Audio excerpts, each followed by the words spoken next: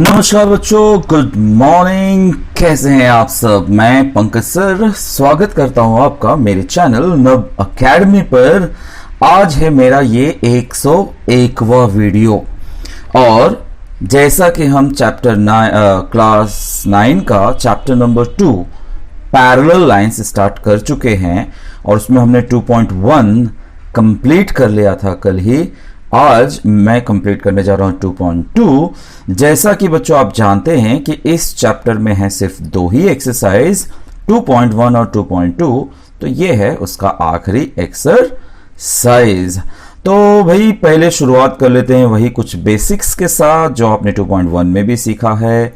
जैसे कि आपको करेस्पॉन्डिंग लाइंस के बारे में पता ही है, एंगल्स के बारे में कि वो कॉन्ग्रुएंट होते हैं। करेस्पॉन्डिंग एंगल कौन से बच्चों याद है? ये और ये, राइट, ये और ये पहला, ठीक है। उसके बाद दूसरा क्या था? ये और ये। उसके बाद तीसरा क्या था? ये और ये। और उसके बाद चौथा था ये और ये। बस उनके नाम हैं, ध्यान रखिए। करेस्पॉन्डिंग एंगल्स कॉन्ग्रुएंट होते हैं, ये प्रॉपर्टी आपको याद रहनी चाहिए। उसके बाद था अल्टरनेट एंगल। अल्टरनेट एंगल किसे कहते हैं? अगर ये इस तरफ है तो ये इस तरफ है, एक इस तरफ तो एक इस तरफ, इसको अल्टरनेट बोलते हैं। ये एक इस तरफ, ये एक इस तरफ, ये और ये और ये, इनको हम अल्टरनेट एंगल्स कहते हैं। तो अल्टरनेट एंगल्स भी कॉन्ग्रुएंट होते हैं। एक जो बाहर की तरफ होता है उसको हम एक्सटीरियर कहते हैं और जो अंदर की तरफ होता है उसे हम इंटीरियर अल्टरनेट एंगल्स कहते हैं।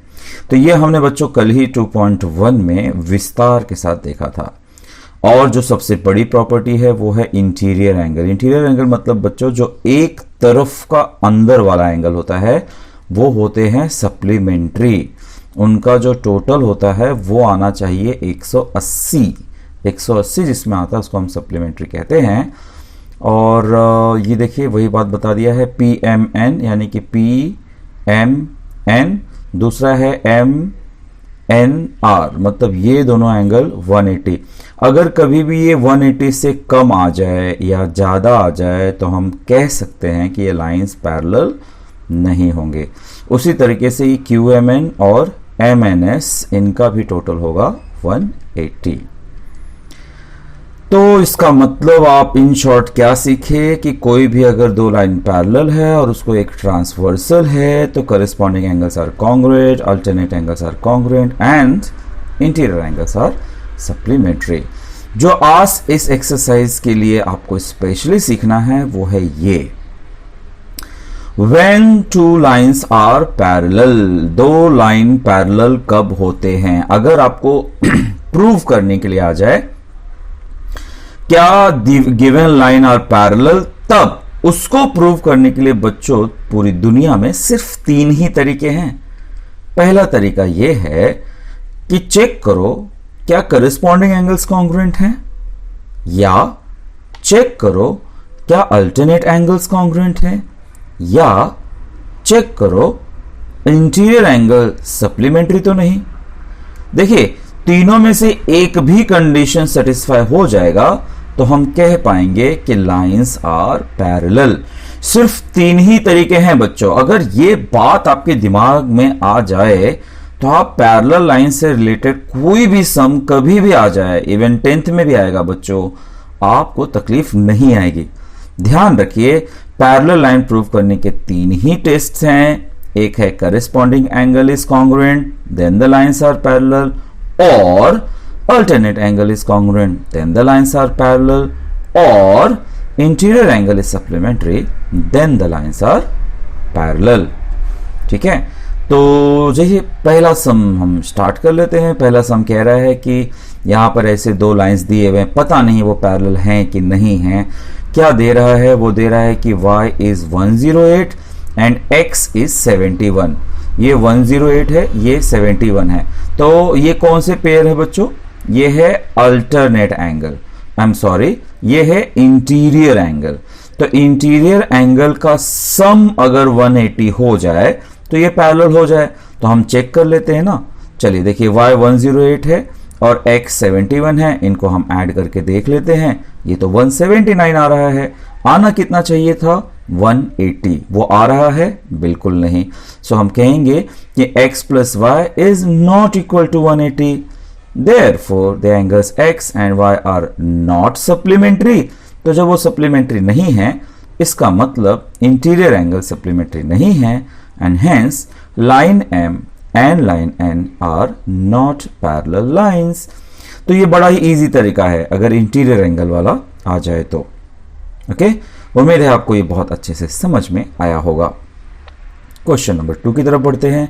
क्वेश्चन नंबर 2 क्या कहता है कि अगर A is congruent to B, तो प्रूव करिए कि line L is parallel to line M। अब बच्चों मैं थोड़ा इसका आपको एनालिसिस कर दूं फिगर का, क्योंकि ये कुछ अच्छे सवाल हैं। कैसे? देखिए, बात यह है बच्चों कि अगर आप इसको गौर से देखिए तो ये हैं कौन से एंगल? ये अल्टरनेट एंगल है ना। तो हम ये भी कह सकते हैं डायरेक्टली कि since angle A and angle B are alternate angles, है ना। मतलब आप पहले ये बता दोगे कि वो दोनों कॉन्ग्रुएंट हैं, है ना। Angle A is congruent to angle B, but angle A and B are alternate angles. Therefore, by alternate angle test, line L is parallel to line M. एक तो ये तरीका है, पर थोड़ा सा ये कैसा हो जाएगा, कुछ ज्यादा शॉर्टकट हो जाएगा बच्चों।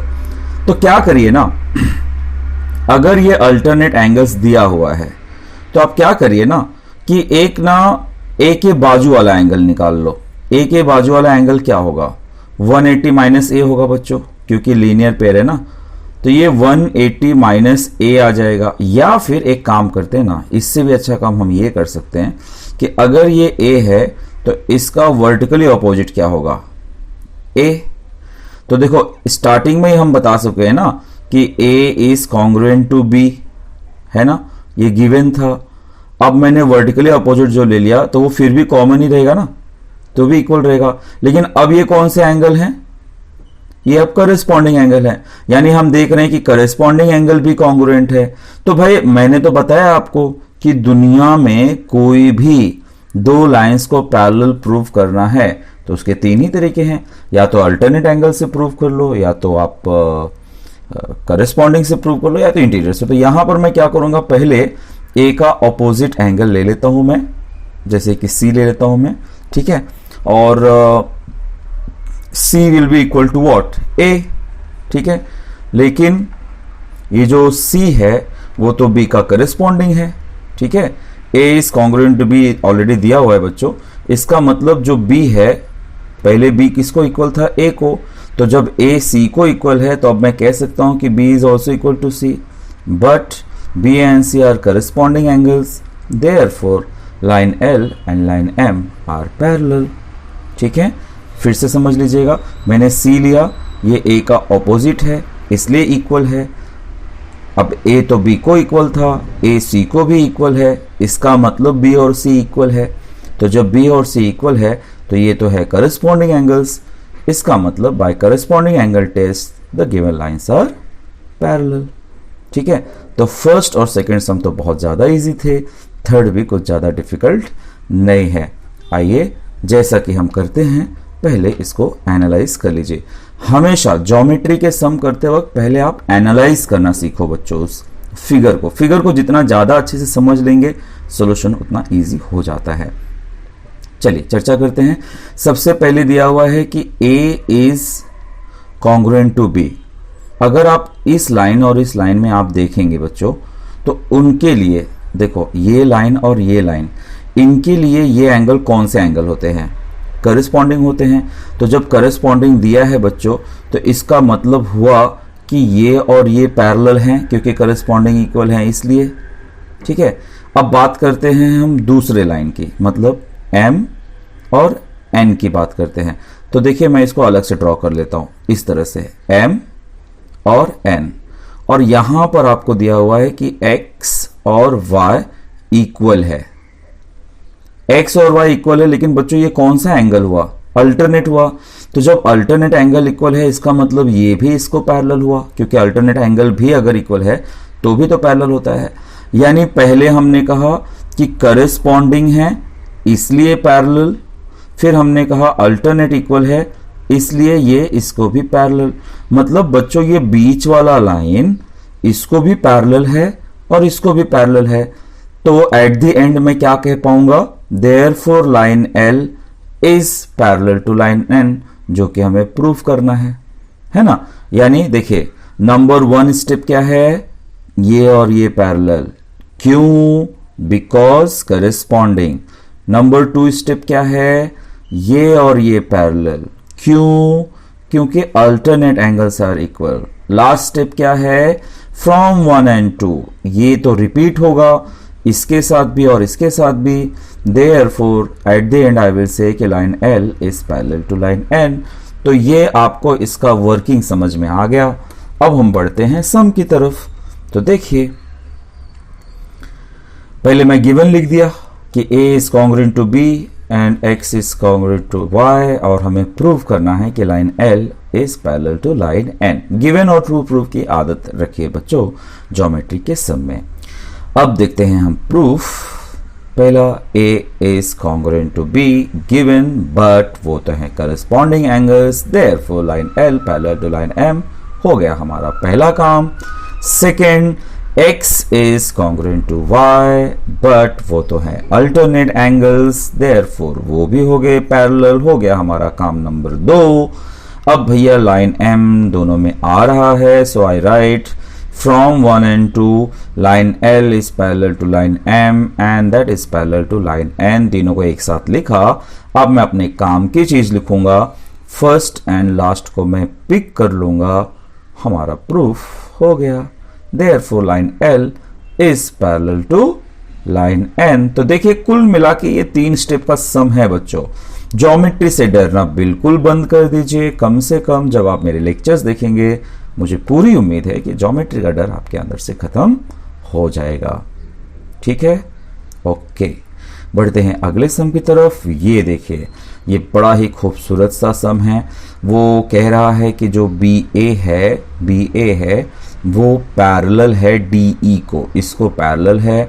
C is 50 degree, D is 100 degree. हमें ABC का मेजरमेंट फाइंड आउट करना है। वो एक हिंट भी दे रहा है क्वेश्चन में कि draw a line passing through point C, यहां से जाता हुआ एक लाइन खींचिए पैरेलल टू लाइन AB। आखिर क्यों उसने ये हिंट दिया, क्या काम है इसका, आइए पहले समझते हैं।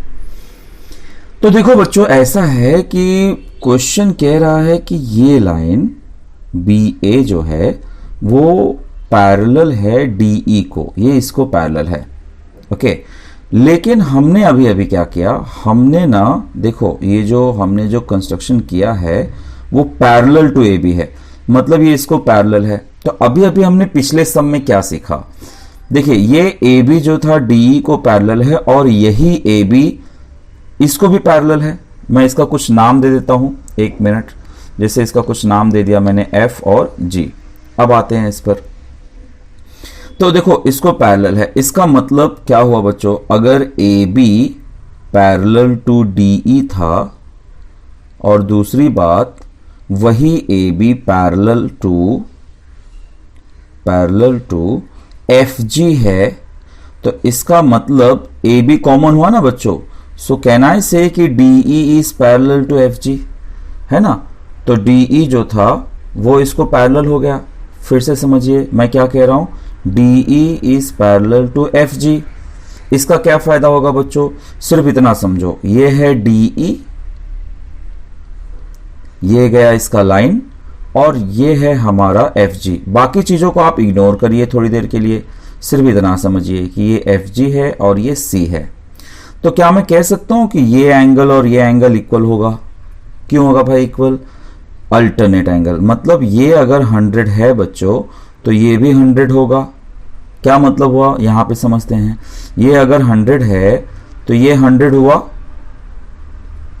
अच्छा, अब 100 में से आधा एंगल 50 है, तो 100 में से 50 सब्ट्रैक्ट कर दीजिए, ये आ जाएगा 50।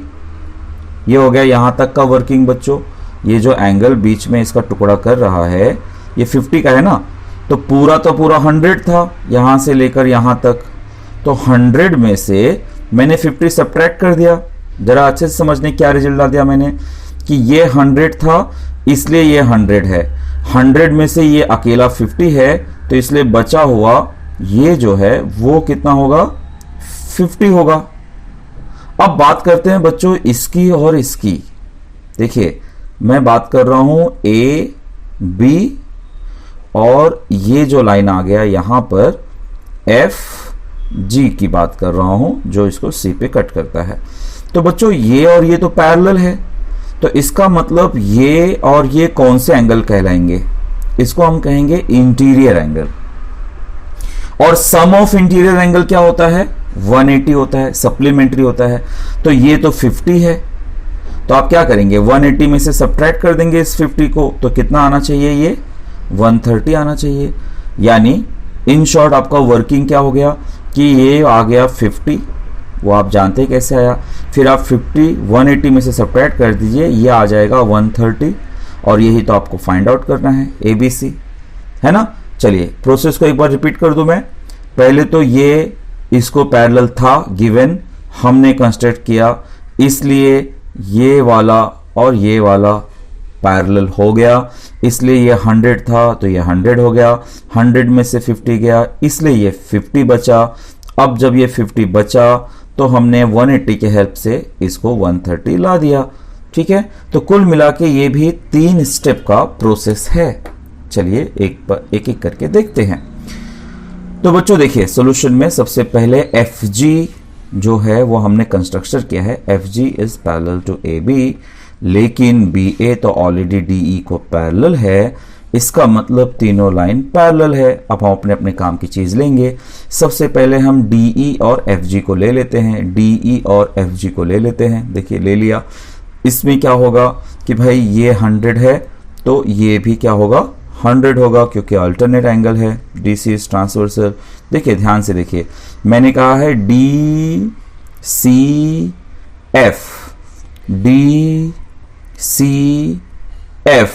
इज इक्वल टू EDC, मतलब ये 100 तो ये बड़ा वाला 100, ओके। तो DCF 100 आ गया बच्चों। अब 100 में से हमें 50 सब्ट्रैक्ट करना होगा क्योंकि वो दोनों का सम है, तो भैया 100 is equal to BCF plus ये 50। अब BCF इज इक्वल टू क्या होगा 100 माइनस 50, यानी कि BCF आ गया बच्चों 150, तो इसका माप आ जाएगा 150। अगर आप यहां तक पढ़े हैं तो स्क्रीनशॉट ले लीजिए, हम चल रहे हैं आगे। तो बच्चों ये आ गया 50 जैसा कि हमने टारगेट किया था। अब उसके आगे का स्टेप देखिए 50 आ चुका है। अब हम कहेंगे कि भैया FG is parallel to BA और BC उसका ट्रांसवर्सल है, तो जो इंटीरियर एंगल है उसका सम होगा 180। ये मैंने रख दिया इसका वैल्यू, BCF का वैल्यू रख दिया 50 मैंने कर दिया सब्ट्रैक्ट, ये आ गया 130, यानी कि इसका वैल्यू हो गया 130। ओके, ABC क्या क्या करा हमने 100 देयरफॉर 100, तो देखिए 50 100 होता है ना, तो ये हो गया 100 में से 50 सब्ट्रैक्ट करा 50 आ गया। बाद में हमने इंटीरियर एंगल का हेल्प लिया और ABC आ गया 130। तो बड़ा ही अच्छा, बड़ा ही प्यारा सम है बच्चों। ये कंस्ट्रक्शन की वजह से सम काफ़ी इजी हो जाएगा।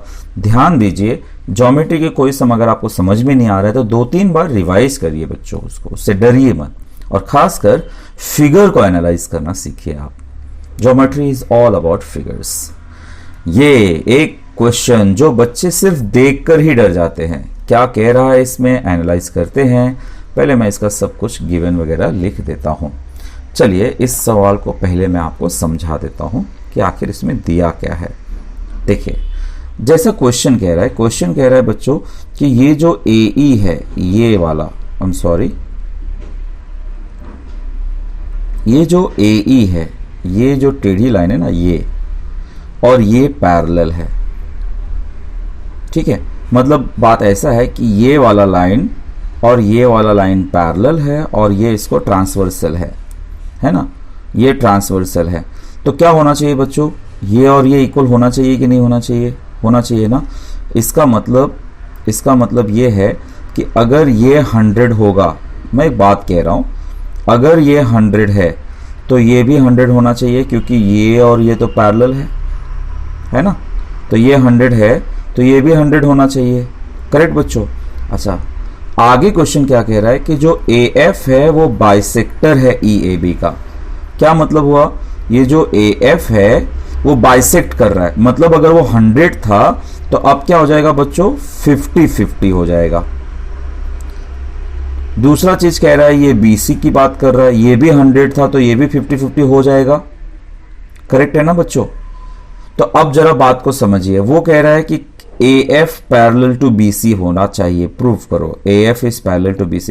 तो अगर आप ध्यान से देखिए ना, AF और यहां पर देखिए BC, हमने क्या ला दिया, हमने ला दिया कि ये भी 50 है और ये भी 50 है। तो अगर आप इन लाइन के नजरों से देखें तो ये कौन सा एंगल है, ये अल्टरनेट एंगल है ना बच्चों, ये और ये। तो जब अल्टरनेट एंगल्स इक्वल हो गया तो इसका मतलब ये लाइन पैरेलल होगा। यही हमारा टास्क है। मैं फिर से एक बार इन शॉर्ट समझा देता हूं। पहले ये और ये पैरेलल हैं, इसलिए ये दोनों एंगल इक्वल है, और जब ये दोनों एंगल इक्वल है तो इनका हाफ इक्वल होगा, और इनका हाफ तो देखा जाए तो इन एंगल्स की नजरों में अल्टरनेट एंगल हैं। तो जब अल्टरनेट एंगल्स इक्वल हैं बच्चों तो ऑटोमेटिक हम कह देंगे कि AF is also parallel to BC। ठीक है, इन्हीं बातों को हमें अब सीखना है। ठीक है, चलिए देखिए एक एक करके स्टार्ट कर देते हैं, हमें प्रूफ जो करना है। सबसे पहले AE जो है वो पैरेलल टू BD है, इसका मतलब जो EAB है इज इक्वल टू ABD। यहां मुझे कॉन्ग्रुएंट मेंशन करना चाहिए। लेकिन जो FAB है वो तो हाफ है, और जो CBA है वो भी हाफ है, लेकिन वो किसके हाफ हैं, इनके हाफ हैं, EAB और ABD। EAB और ABD तो ऑलरेडी इक्वल हैं, तो जब ये दोनों इक्वल हैं बच्चों तो उनका हाफ करने पर जो भी आएगा वो भी तो इक्वल होगा। तो मैं कहूंगा कि from 1, 2 and 3 I can write कि भैया FAB is equal to CBA। ऐसा क्यों हुआ बच्चों, क्योंकि ये और ये एंगल ऑलरेडी इक्वल हैं, इसलिए उनका हाफ करने पे जो आएगा वो भी इक्वल हो जाएगा। लेकिन ये तो भैया अल्टरनेट एंगल हैं, इसलिए AF is parallel to BC। तो भैया सॉल्यूशन बहुत ज्यादा डिफिकल्ट नहीं है, लेकिन समझना इज वेरी इंपॉर्टेंट। तो ध्यान दीजिए, फिगर को बड़े अच्छे से एनालाइज करिए। मैंने आपको नंबर के साथ किया, वीडियो को 3-4 बार रिवर्स करके जाइए, पॉज करके देखिए, एक एक जगह पर समझिए, जरूर समझ में आएगा। सब में फिर भी डिफिकल्टी हो बच्चों तो आप मुझे कमेंट बॉक्स में कमेंट जरूर कर देना। मैं ये 5th सम के लिए स्पेशली 5th और 6th के लिए अलग से वीडियो बना दूंगा, जिसमें मैं आपको अलग से समझा दूंगा। अगर यहाँ पर ना समझा हो तो आप मुझे ये तभी मुझे मालूम पड़ेगा जब आप कमेंट बॉक्स में कमेंट कर देंगे। अब ये भी सम तकरीबन वैसा ही सम है। मैं पहले आपको समझाता हूं कि आखिर इसमें दिया क्या है। वो कह रहा है कि एक ट्रांसवर्सल है EF और जो AB और CD को इंटरसेक्ट कर रहा है P और Q पर, और इसमें जो अंदर वाला एंगल है PR और QS वो पैरेलल हैं, और उनके बाइसेक्टर हैं किसके, BPQ और PQC के बाइसेक्टर हैं। हमें प्रूव करना है कि AB is parallel to CD। तो चलिए इसको पहले मैं एनालाइज कर दूं। देखिए एनालाइज करने के बाद इस सम में कुछ रह नहीं जाएगा। It's very very very easy sum. देखिए क्या दिया हुआ है बच्चों, दिया ये है बच्चों कि ये लाइन और ये लाइन पैरेलल है। अच्छा पैरेलल है, इसका मतलब ये एंगल और ये एंगल ऑलरेडी इक्वल होगा बच्चों। क्यों, अल्टरनेट एंगल है। तो बच्चों जब ये दोनों इक्वल है तो इनका जो डबल करने पर आएगा एंगल वो भी इक्वल रहेगा। मान लीजिए ये 50 है तो डबल करने पे 100, तो 100 इक्वल आ जाएगा। अब अगर आप इन नजरों से देखें, AB और CD की नजरों से देखें, तो आप ये कह रहे हैं, बड़ी बात कह रहे हैं आप कह रहे हैं कि डबल करने पे जो एंगल आएगा वो इक्वल है। तो ये एंगल एक्चुअली है कौन से एंगल, ये तो है अल्टरनेट एंगल। तो इसका मतलब अल्टरनेट एंगल्स इक्वल आ जाएंगे, और जब किसी दो लाइन के ट्रांसवर्सल पर अल्टरनेट एंगल इक्वल आ जाए तो हम कह सकते हैं ना कि वो लाइन पैरेलल है। बस वही बात होने वाली है।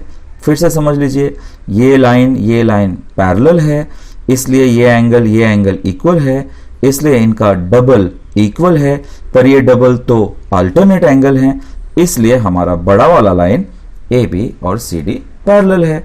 यानी कि पिछले सम में बड़ा लाइन पैरेलल दिया हुआ था, छोटा लाइन प्रूव करना था, इस बार छोटा लाइन पैरेलल दिया है, बड़ा लाइन पैरेलल प्रूव करना है। तो देखिए कैसे होगा, वो मैंने आपको गिवन और प्रूफ तो भाई यहां से लिख डाला। अब हम आते हैं प्रूफ पर। रे पी आर और रे क्यू एस ये पैरेलल हैं और पी क्यू ट्रांसवर्सल है, इसलिए छोटे छोटे प्यारे प्यारे एंगल इक्वल हैं क्योंकि वो अल्टरनेट एंगल हैं। लेकिन क्वेश्चन कहता है कि ये तो बाइसेक्टर है, बाइसेक्टर है, इसका मतलब जो आर पी क्यू है वो बड़े वाले एंगल का हाफ है, और ये जो एंगल है पी क्यू एस वो भी बड़े वाले एंगल का हाफ होगा, ठीक है। लेकिन भैया ये दोनों तो इक्वल है, आर पी क्यू और एस क्यू पी तो इक्वल है, इसलिए मतलब वो जिनके हाफ हैं, जब आधा करने पे इक्वल आ रहा है तो बड़ा वाला भी इक्वल ही होगा। करेक्ट है ना बच्चों? तो इसका मतलब मुझे क्या नतीजा निकाल लेना चाहिए, थोड़ा सा मैं आपको यहाँ पर भी समझा ही दूँ। देखिए यहाँ पर मैं आ भी गया। देखिए जब ये दोनों इक्वल हैं ऑलरेडी बच्चों, जैसा कि हम कह रहे हैं ना अल्टरनेट एंगल थे वो इक्वल है, तो जब ये दोनों इक्वल हैं बच्चों तो ऑटोमेटिक इनका जो ये वाला साइड है, ये वाला साइड है वो भी इक्वल ही होगा। Half B P Q is equal to half P Q C. अब दोनों साइड से हाफ कैंसिल, जब दोनों साइड से हाफ कैंसिल तो क्या बचेगा, B P Q is equal to P Q C. जरा ध्यान से देख लेना, बी पी क्यू मतलब ये और पी क्यू सी मतलब ये, तो ये क्या है बच्चों, ये देखा जाए तो क्या है, अल्टरनेट एंगल है। बस यही बात हमें आप कह देना है कि but they are the alternate angles. देखिए but BPQ and PQC are alternate angles on the line AB and CD when the line EF is transversal. Therefore, line AB is parallel to line CD. लिखने का तरीका बच्चों आपका थोड़ा बहुत अलग हो सकता है, कोई स्टेप आप पहले आगे कर सकते हो, आपका मेथड अलग हो लेकिन गलत ना हो, इस बात का आप ध्यान रखिए। फिगर को खूब खूब खूब ढेर सारा एनालाइज करिए, ज्यादा वक्त दीजिए, पहले आप वर्कआउट कर लीजिए कि क्या करने के बाद क्या होगा, तब आप सिस्टमेटिक करेंगे, ज्योमेट्री लिखना आपको भी आ जाएगा। 8th के बाद 9th में आप जब आ रहे हो तो डायरेक्टली ये सब बड़े बड़े सम आपको आना स्टार्ट हो जाते हैं। थोड़ी डिफिकल्टी आपको होती है, लेकिन अगर आप मेहनत कर ले जाएंगे बच्चों तो ज्योमेट्री बड़ी ही प्यारी चीज है, बहुत ही इजी है। यकीन मानिए अगर ज्योमेट्री समझ में आने लगा तो ये अलजेब्रा से भी ज्यादा इजी है। कैसा लगा आपको लेक्चर जरूर बताइएगा कमेंट बॉक्स में। आज के लिए इतना ही, शुक्रिया, thank you so very much, bye bye.